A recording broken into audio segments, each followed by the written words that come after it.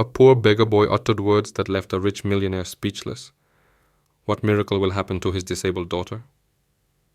It was cold that morning in Birmingham, Alabama. Not cold enough to snow, but the kind that made your breath show and your fingertips sting.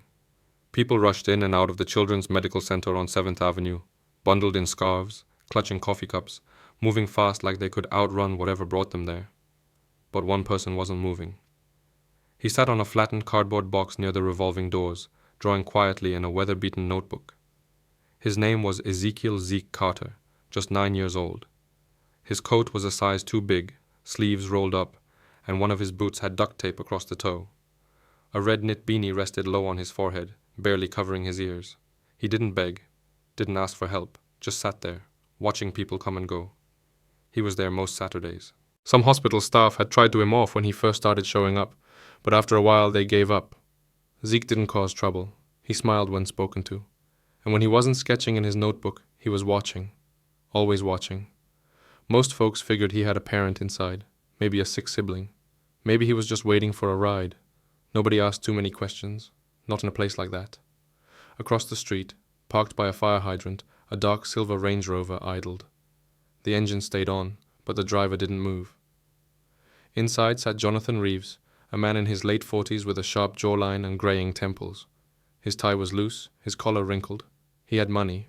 You could see it in the way his car gleamed even under the hospital's fluorescent lights. But he looked like a man running out of gas. In the back seat, a booster chair held his daughter, Isla. 6 years old, brown curls tucked behind one ear, legs tucked under a pink blanket. Her eyes were wide open, but she didn't say a word. The accident had changed everything. 1 minute she was climbing trees and racing her cousins in the backyard. The next, she was paralyzed from the waist down, sitting in silence. Jonathan opened the back door, scooped her up carefully, and carried her toward the entrance. He didn't notice Zeke at first. Most people didn't. But Zeke noticed him. He saw the way Jonathan held her like she might fall apart, the way her eyes stayed fixed on the sky, avoiding the building.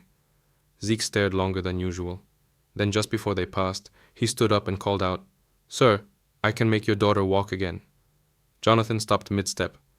Not because he was offended or confused, but because of how the words were said. Not like a sales pitch, not like a joke, just soft, clear, and serious, like Zeke believed it completely.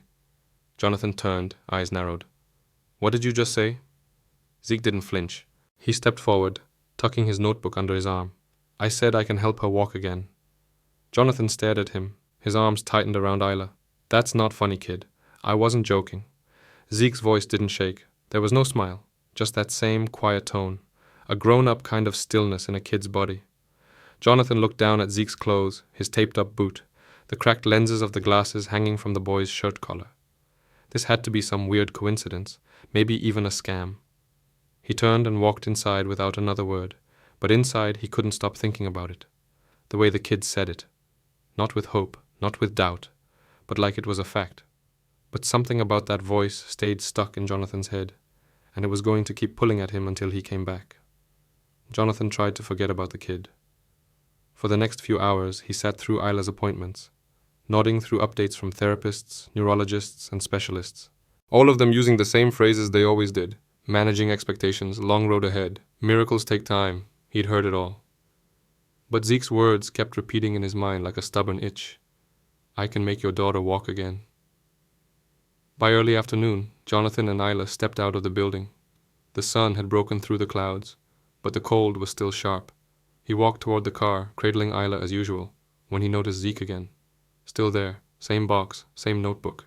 Except this time, he was looking right at Jonathan like he knew he'd come back. Jonathan hesitated. He glanced at Isla. Her head rested on his shoulder, eyes closed. Her body was light, too light for a kid her age. He turned. "You again?" he muttered, walking over. "Why would you say something like that? You think this is funny?" Zeke shook his head slowly. "No, sir. You don't even know her," Jonathan snapped, lowering Isla gently into the back seat. "You don't know what she's been through." "You don't know what we've been through." Zeke didn't back down. "I don't have to know her to help." Jonathan straightened up. "You're what, 9? Almost 10. "Exactly. You're a little boy sitting outside a hospital with duct tape on your shoes. What could you possibly know about helping someone like my daughter?" Zeke looked down, his fingers tracing the edge of his notebook. "My mama used to help people walk again," he said quietly. "She was a physical therapist. She taught me stuff. She said the body remembers things, even when it forgets for a while. Jonathan stared at him, the skepticism hardening in his chest. So what? You watched her do some stretches, and now you think you're a doctor? I watched her help a man walk after being in a chair for 5 years, Zeke said, eyes lifting. She didn't have machines or nurses, just her hands, her patience and faith. Jonathan opened his mouth to speak, then stopped. He glanced around. A nurse passed by, giving Zeke a small wave. A janitor from the hospital nodded in the boy's direction. They all seemed to know him. I'm not giving you money, Jonathan said. I didn't ask for money. Then what do you want? Zeke took a deep breath and stepped forward. Just 1 hour. Let me show you. Jonathan looked back at Isla, who had now opened her eyes and was watching both of them quietly. He sighed, rubbing the bridge of his nose. I should walk away right now. Zeke didn't move. I should call security, Jonathan added. Still, the boy stayed silent. Jonathan finally huffed. Fine. You want to waste your time, kid? Meet us at Harrington Park tomorrow. Noon. Don't be late. Zeke nodded once. I'll be there. Jonathan climbed into the SUV, started the engine, and pulled off without looking back. But in the rearview mirror, Zeke was still standing there, hands at his sides, face unreadable. Back at home after dinner, Jonathan sat in his home office. Papers were spread across his desk. None of them made sense. He kept thinking about the way Zeke stood there like he knew something. Isla poked her head into the room. Daddy? She asked. He turned. Yeah, baby? Who was that boy? Jonathan paused. Just somebody we met outside the hospital. He looked like he believed it, she said. Believed what? That I could walk. He stared at her, lips parting slightly. She smiled, just barely, and walked her fingers across the armrest of her wheelchair like they were legs. But Jonathan wasn't smiling. Because for the first time in a long time, something inside him didn't feel numb. It felt dangerous, like hope. Harrington Park was the kind of place most people passed by without a second glance. A cracked basketball court, a few swings with chains that squeaked, and a patch of grass that tried to be a soccer field. On Sundays, it was usually empty, especially around noon. But that day, Zeke was already there, sitting on the bench closest to the big oak tree. He wore the same oversized jacket, but his notebook was tucked away. Instead, he had a small gym bag at his feet, and a folded towel on the bench beside him. At 12:07, Jonathan's SUV pulled up. He didn't say anything at first, just got Isla out, set her gently in her wheelchair, and wheeled her over to where Zeke sat. He didn't make eye contact. His arms were crossed tight like he was already regretting being there. Zeke stood up when they arrived. Hi again, he said politely. Jonathan gave a stiff nod. Isla waved shyly. Zeke smiled at her. Hi, Isla. Her eyes lit up a little. Hi, Jonathan raised an eyebrow. How do you know her name? You said it yesterday, Zeke replied. I remember stuff.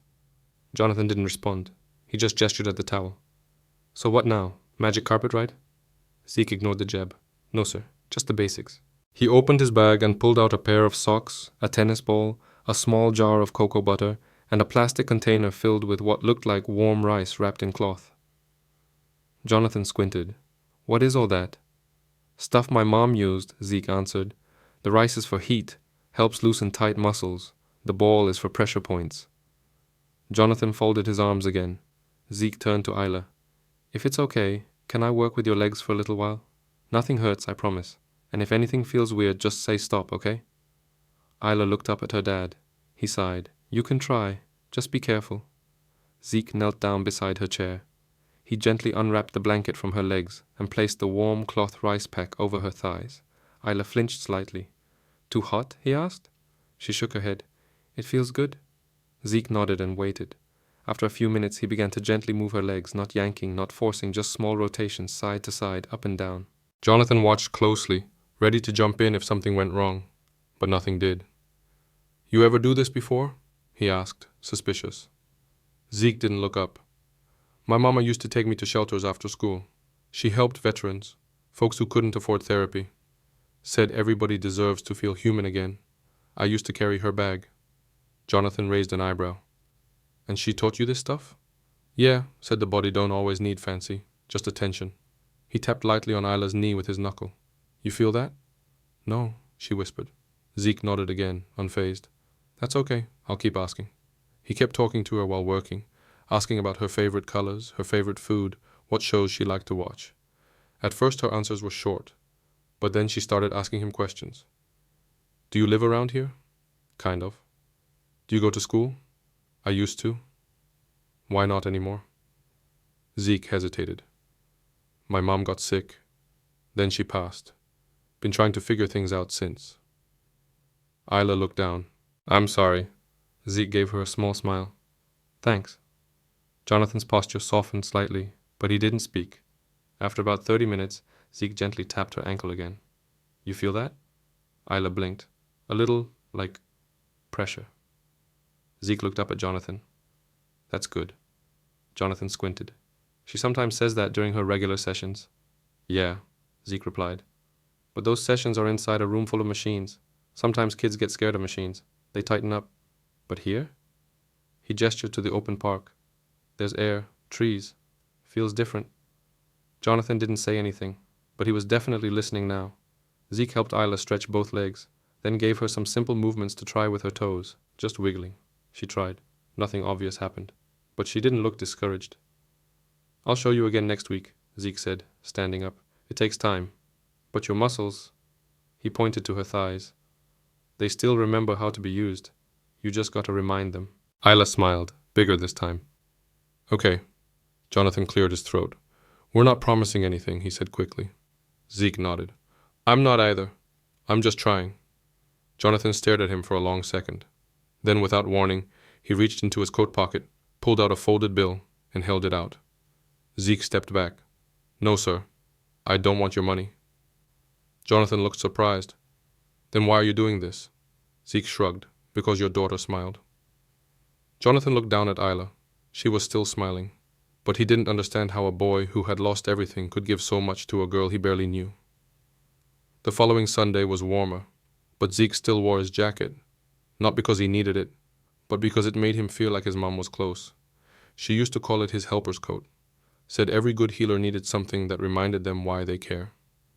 He was already at Harrington Park again by 11:45, towel laid out, supplies lined up, and a bottle of water sitting beside him.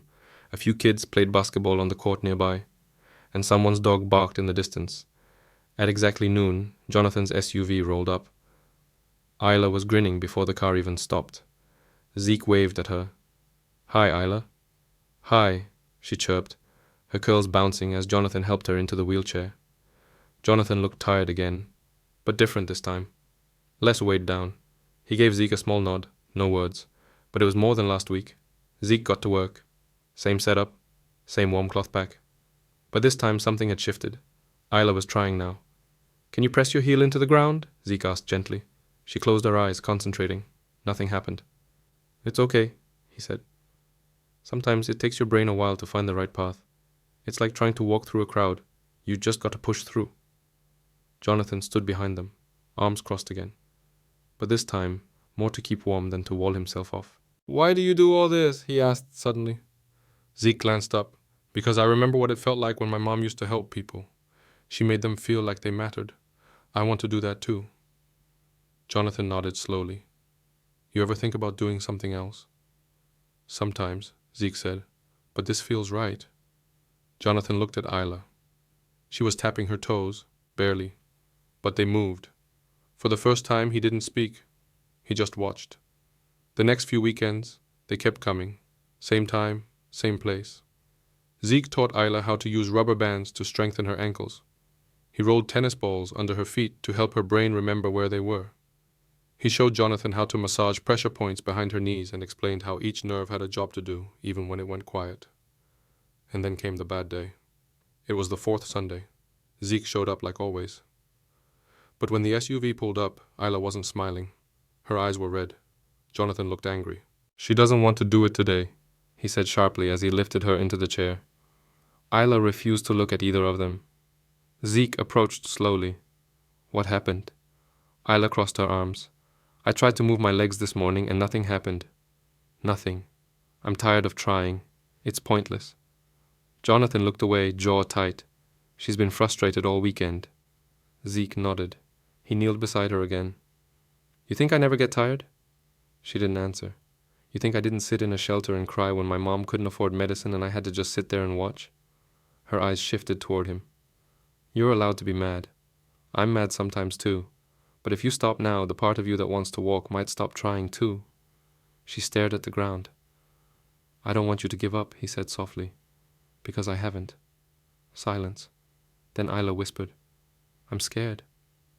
Jonathan turned. That was the first time she'd said that out loud. Zeke leaned in closer. I am too, but scared don't mean stop. It just means you're close to something big. Isla wiped her face. Okay, let's try again. And they did. Zeke guided her through the motions gently, with less talking this time. Just presence. Patience. Jonathan stepped in more too, helping her shift weight, encouraging every small twitch. After 30 minutes, Isla moved her right foot. Not a toe, her whole foot. It slid forward, slow and stiff, but it moved. Jonathan knelt down beside her, blinking like he wasn't sure he'd seen it right. Do it again, he said. She did.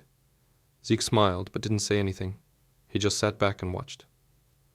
Later that night, Jonathan stood outside his house on Crestview Drive, staring at the moon. He'd stopped asking himself who Zeke really was. The question didn't matter anymore. Inside, Isla was giggling, retelling the footslide moment to her aunt on speakerphone. For the first time in 6 months, their house didn't feel like a hospital room. It felt like home again.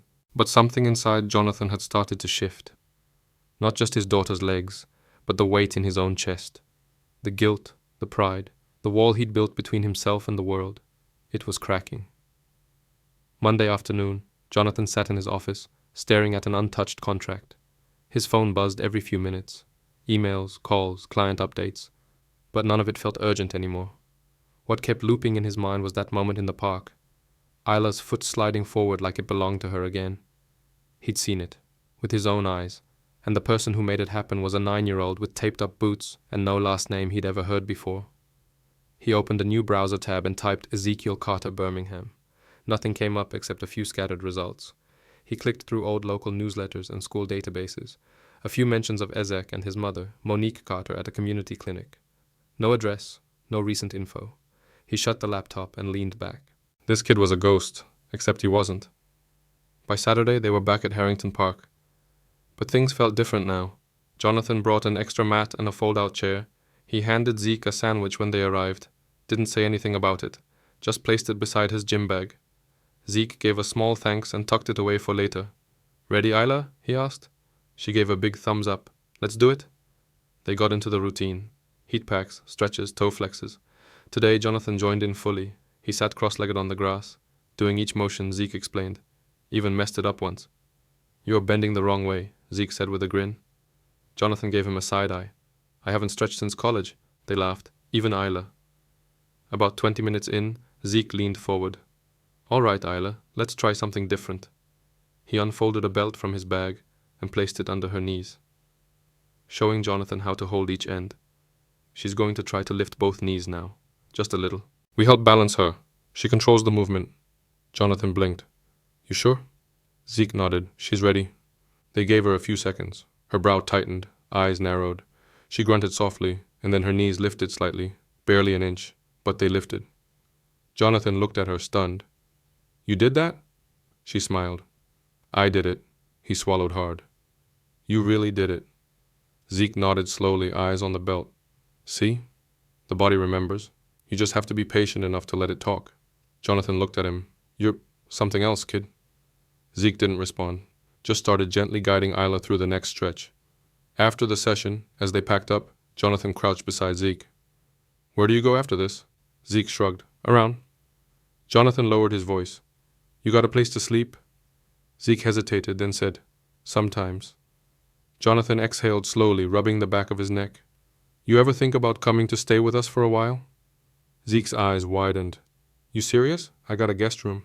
You wouldn't be in the way. Zeke looked down at his hands. You sure your neighbors wouldn't mind a kid like me? Jonathan gave a short laugh. Man, after what you've done for my daughter, they'd better not say a word. Zeke didn't answer right away, but Jonathan could see the wheels turning. The next morning, Zeke stood outside Jonathan's home, backpack slung over one shoulder, a rolled-up blanket tucked under his arm. Jonathan opened the door in sweatpants and a coffee mug in hand. Right on time, he said. Isla ran to the front hallway. Zeke, he smiled. Hey, superstar? Jonathan stepped aside. Welcome home. The days that followed were quiet but meaningful.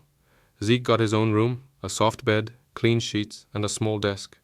He didn't say much, but he never missed a morning stretch with Isla. She was moving both feet now, not walking yet, but the wheels were turning. Her brain was reaching out to her legs like it remembered the connection. One night, as Jonathan cleaned dishes, he paused and leaned on the counter. "Zeke," he said over his shoulder, "you ever think about going back to school?" Zeke, who was sketching at the kitchen table, glanced up. "Sometimes." Jonathan nodded. "You're smart. You could go far." Zeke tilted his head. "I want to help people walk again, like my mama did." Jonathan turned to face him. "Then let's figure out how to get you there." Zeke gave a small smile. "Okay." They didn't say much more that night. They didn't need to. But for the first time in years, the Reeves household wasn't full of silence. It was full of small noises that meant life, footsteps, laughter, scribbles, and healing. It started with a nurse from the Children's Medical Center. She was walking her dog through Harrington Park one Sunday morning and spotted a familiar face, Isla. She hadn't seen her outside her wheelchair in months, let alone smiling, lifting her knees, moving her toes. And standing beside her was the same quiet kid who used to sit by the hospital doors every weekend. She didn't interrupt, just watched from a distance for a while. Then she went home and told her sister, who happened to work in patient services. A few days later, a physical therapist at the hospital mentioned to Jonathan, "Hey, someone told me Isla's improving. That true?" Jonathan nodded. "Yeah, thanks to someone we weren't expecting." Word spread fast.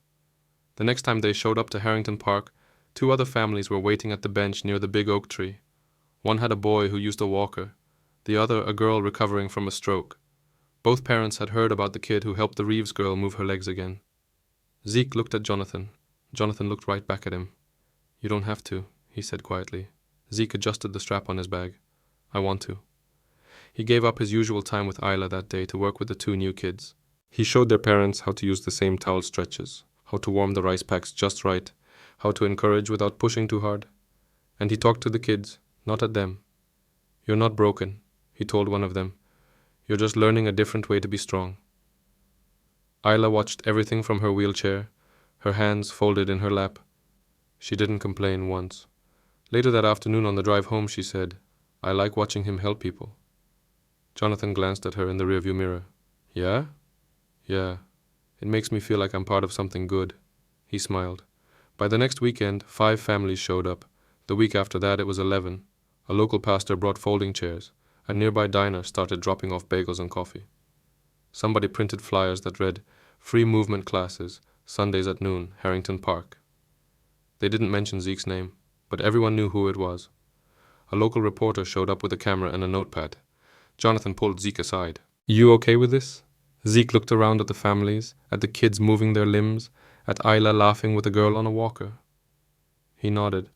"As long as it's not about me, it's about them." The reporter wrote her piece.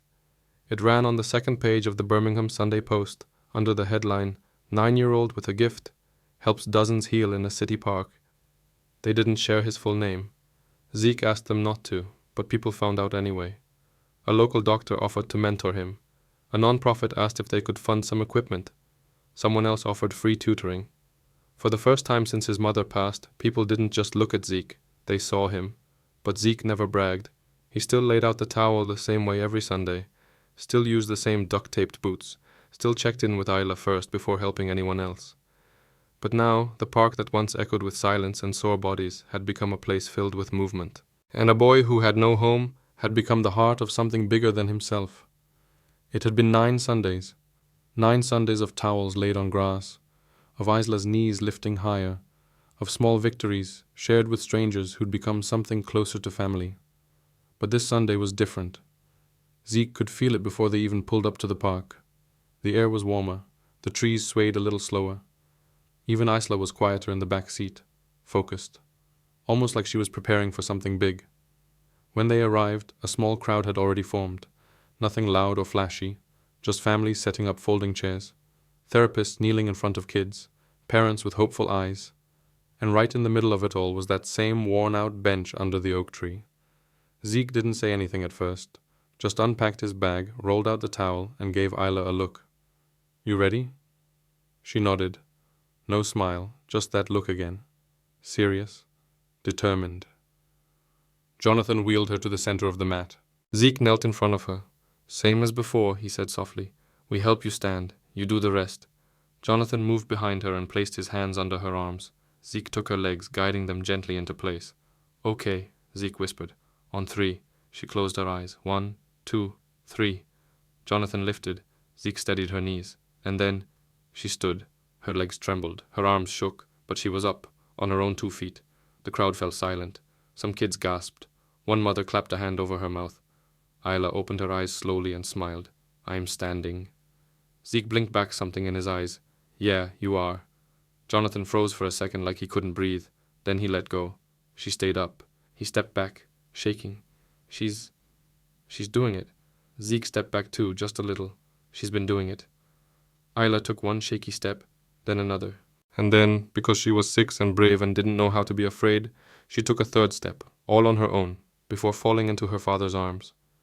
He caught her, laughing, crying, his hands trembling as he held her. "You did it," he whispered. "You really did it." Isla turned to Zeke. "You said I would." He gave her a small grin. "I said we'd try." That afternoon, nobody left the park in a hurry.